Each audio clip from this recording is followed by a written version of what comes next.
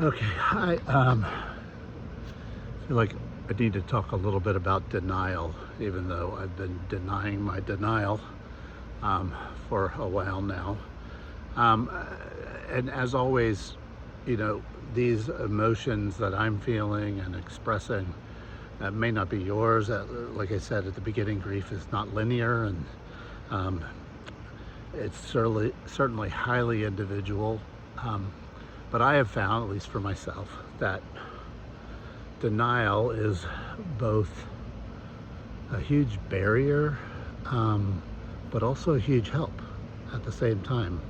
I think it's my brain just trying to deal with reality, especially in those first few weeks. The shock of Jen's death was so profound, um, unexpected, and I found my brain just trying to deal with it by jumping to different things, by staying really busy, trying to distract myself with work, or with baseball. I'm a big baseball fan, but I have found over the last 2 months, which today, by the way, is the 2-month anniversary of her death.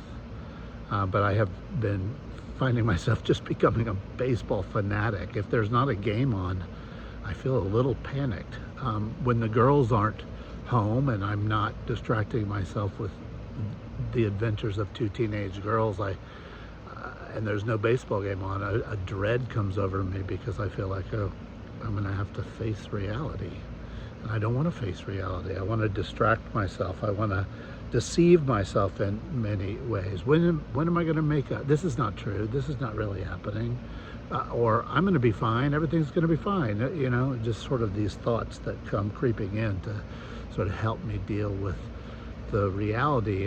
And for me, about reality really began to set in about 6 weeks in. And I would say that those weeks, the last 2-3 weeks, have been especially difficult, because reality is a bitch. The reality of death and the loss of Jen is just a bitch. And so I feel like my brain has been on overdrive, just trying to make it go away. And in some ways that's helpful, but in some ways it's really unhelpful too, to stay in that denial. We do need to get to a place of acceptance. I'm finding, even though I don't want to accept it, but we need to get to a place of acceptance. I remember this when my mother died years ago, really experiencing this. C.S. Lewis likens death to an amputation, and I sort of clung on to that image when my mom died unexpectedly as well. And I kept asking myself, well, when is my arm gonna grow back? I have an amputated arm, and when's it gonna grow back? As if I could return to the way it was before she died. I feel that too with Jen now. When's everything gonna get back to normal? And I learned this with my mom. I learned that was the wrong question to ask. The right question to ask was, how do I live my life with an amputated arm? And with Jen, it feels like, how do I live my life with 2 amputated arms and an amputated leg? That's the right question. As we accept reality, we have to move through the suffering. We can't go around it. We can't avoid the pain.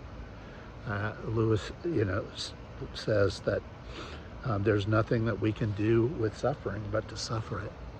And as much as everything in me doesn't want to suffer it, it's the only way to move forward. He says this, he says, it really doesn't matter whether you grip the arms of the dentist's chair or let your hands lie in your lap. The drill drills on. Reality's a bitch. And denial can be helpful, especially at first. But long term, we just have to walk into the truth.